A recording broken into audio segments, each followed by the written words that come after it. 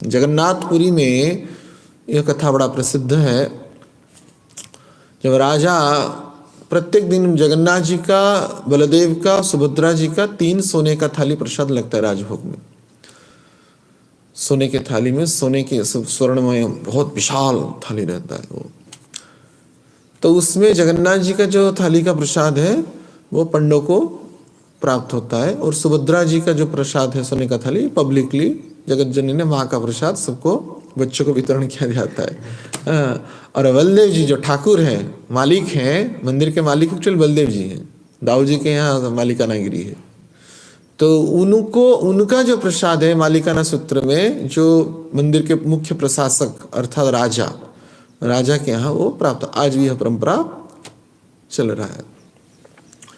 तो उसी सूत्र में एक बार जब भगवान का महाप्रसाद राजा के यहाँ गया, तो राजा उस समय मंत्री के सहित चौसर खेल रहे थे। वो खेल में इतने मग्न हो गए थे कि उनको ध्यान नहीं रहा। प्रत्येक दिन जब आता था वो सम्मान करते थे, प्रणाम करते थे, और निर्दिष्ट सम्माननीय जगह में उसको रखा जाता था। तो ऐसा जब हुआ, वो पंडा आकर के महाराज की जय ध्वनि दिया, नवकटिकन्येश्वर करणवर्गेश्वर लक्ष्य राजांकर मौड़मणि श्री श्री श्री श्री राजा गजपति महाराज।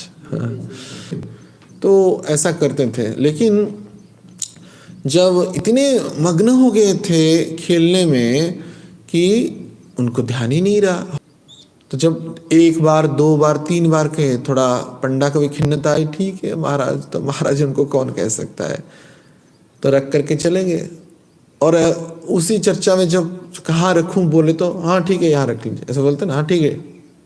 तो बाएं हाथ को ऐसे राजा कर लिए। कुछ समय के उपरांत उस क्रीड़ा के नशा से जब मुक्त हुए तो नाक में सुगंधी अनुभूति हुआ। तो जब ऐसा सुगंध अनुभूति हुआ उस दिव्य सुगंधी के कारण, तो राजा पूछे ये सुगंध कहाँ से आ रहा है मंत्री को। महाराज, मंत्री तो अवगत थे, महाराज ये भगवान का प्रसाद है, इसका सुगंध है। अरे क्या हो गया, आज हमने तो सम्मान नहीं किया प्रसाद को, आज हमने तो प्रसाद का सम्मान नहीं किया, उठ के प्रणाम नहीं किया प्रसाद को। और मुझे ध्यान आ रहा है, मैं ऐसे ही बोल दिया उसको रख दो, बाएं हाथ में ऐसे कम बोल दी। अत्यधिक ग्लानि हुआ, मुझे दंड मिलना चाहिए। राजा अगर खुद ही गलती करेगा तो प्रजाओं का क्या व्यवस्था होगा। ये जद आचरति श्रेष्ठ तत्तत एव इतर जनः स यत् प्रमाणम कुरुते लोकस्तत् अनुवर्तते। आचरणशील व्यक्ति, जब श्रेष्ठ व्यक्ति आचरणशील नहीं होगा तो अनुवर्तते, जो उसके अनुगत्य में, वो भी कैसा आचरण करेंगे, है ना। तो इसलिए मुझे दंड मिलना चाहिए। नहीं महाराज, ये तो जानबूझ के नहीं किए, आप खेल में मग्न हो गए थे तो कर लिया, ठीक है कोई बात नहीं। कौन राजा को दंड देगा, राजा के प्रशासन तंत्र में और कोई तो बड़ी मुखिया है नहीं। तो लेकिन ये हृदय में ग्लानि बना रहा, मुक्ति ही नहीं हुआ इस ग्लानि से। कैसे अपने आप को दंड दूं, यह विचार की, और धीरे धीरे उनका इसी दुख के कारण प्रसाद पाना कम हो गया। व्यावहारिक क्रियाओं से धीरे धीरे अपने आप को माने दूर ही रखते थे। बड़ी ग्लानि भाव में चित्त में जीवन अतिवाहित हो रहा था।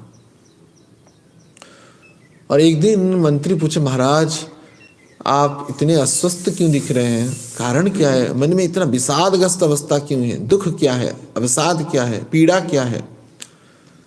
तो राजा कहे कि हमको एक बहुत बड़ा समस्या हो रहा है रात्रि में। बताइए बताइए क्या समस्या है। रात्रि में एक बहुत बड़ा भूत आता है हमारे पास। बहुत बड़ा भूत आता है और बहुत डराता है हमको, उसका छवि हमारे आंख से नहीं जा पाता है। तो ये भूत से मैं डर रहा हूं, कैसे बोलूंगा। राजा बोले, पुरी के राजा, तो महाराज कोई चिंता नहीं, हम उस भूत को शासन करेंगे। आप ऐसा करिए, आज आप सोइए नहीं, हम सोते हैं आपके पलंग के ऊपर। ऐसा ही व्यवस्था किया गया। और मंत्री क्या किए, सो करके, सोए तो नहीं थे, बस प्रतीक्षा में थे कब आएगा भूत और कब मैं उसको शासन करूंगा। तो निर्दिष्ट मध्य रात्रि में वो भूत आया, आवाज, और हाथ बढ़ाया, करने लगा। तो ये तो बेटा तेरा, तू इतना परेशान किया है मेरे राजा को, निकाले तलवार, काट दिए उस भूत का हाथ को। तो काटे तो खून की धारा प्रवाहित होने लगी। अभी तो जा नहीं पाएगा भूत, काट दिया है।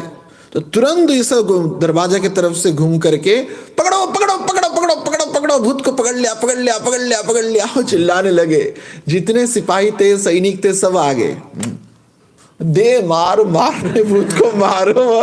ये ऐसे खून बेचारा का, तो खून तो प्रवाहित हो, और उसके और पीठ के मुंह पे लाद रहे, मार रहे।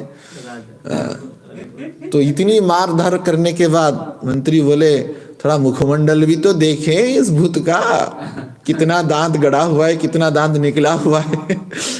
तब तो जब निकले, कम्बल, काला कम्बल ओढ़ा हुआ था वो भूत, कम्बल को हटाए, अन्य कोई नहीं था, स्वयं राजाधिराज गजपति महाराज ही थे।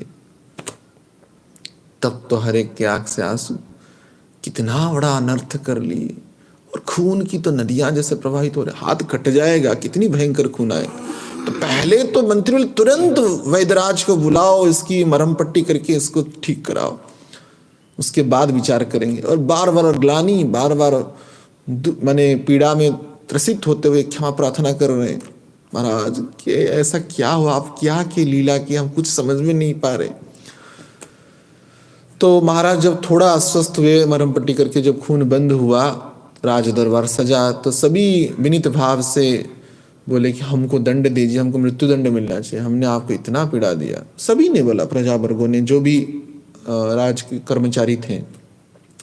तो राजा बोले, नहीं नहीं, ये मैं जानबूझ के ही स्वांग रचाया।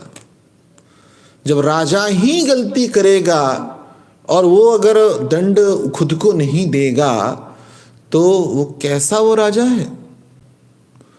जिस हाथ ने भगवान की प्रसाद की अवमानना किया, वो हाथ कट जाना चाहिए, यही सिद्धांत है। लेकिन इस त्याग से, इस बलिदान से भगवान इतने प्रसन्न हो गए। भगवान त्याग, बलिदान, तपस्या से प्रसन्न होते हैं, बहुत प्रसन्न हो गए जगन्नाथ जी और बलदेव जी। तो बाद में सभी निर्णय किए, इस कटी हुई हाथ जो भगवान की प्रसाद के सम्मानार्थ बलिदान को प्राप्त किया है, उस हाथ को समाधि दिया जाएगा। तो जगन्नाथ वल्लभ जो बगीचा है, जहाँ पे जगन्नाथ जी की पुष्प आदि निकाला जाता है, वहाँ पे रोपी थी, अभी भी है, वहाँ पे उन राजा की हाथ को समाधि दे दिया गया। कुछ काल के उपरांत देखा गया, एक दिन देखिए भगवान के श्रृंगार में आज एक अद्भुत परिवर्तन दिखाई दे रहा है। जो मदलापांजी, मदलापांजी माने जहां पे निर्दिष्ट नियमावली की, यह पुष्प ही भगवान की सेवा में लगेगा, यह पत्ते ही भगवान के सेवा में लगेगा, यह सब सब्जियां ही भगवान के सेवा में लगेगा, सब निर्दिष्ट रूप से लिपिबद्ध है। उस पांजी को मादलापांजी कहते हैं। तो मादलापांजी के अनुसार ही भगवान की सेवा होता है। एक ओल्ड डायरी है, रिकॉर्ड ऑफ राइट्स जो जगन्नाथ जी का। तो वो देखिए आज कि सुगंधित तो बहुत सुगंध से परिपूर्ण है गर्भगृह, लेकिन एक अलग सा पत्ता दिख रहा है जो कि हमारे विधान में, डिक्शनरी में, मदलापांजी में लिपिबद्ध है नहीं। तो उसको देखते तुरंत निकाल करके फेंक दिए निर्माल्य स्थान पर। क्यों? क्योंकि ये तो नियम को मैंने उल्लंघन कर लिया। तो पहले दिन हुआ तो इतना विशेष ध्यान नहीं दिए, शायद जो पुष्पालक हैं ये ऐसे ही चयन कर लिए होंगे, आ गया होगा पत्ते पुष्प में, इतने सारे फूल पत्ते लगते हैं। लेकिन द्वितीय दिन देखा गया उसी सेम कृष्ण बलराम के वक्षदेश में वही पत्ता है। तृतीय दिन भी जब देखा गया कि ऐसा पत्ता है, तब तो वो अभियोग की राजा के यहाँ कि अभी कड़ी शासन की आवश्यकता है। जो अनुशासन के खिलाफ, जो नियमावली के खिलाफ भगवान का सेवा नहीं होना चाहिए। तस्मात् शास्त्र प्रमाण, शास्त्र के प्रमाण के अनुसार भगवान का सेवा होना चाहिए, निर्दिष्ट नियमों के अनुसार।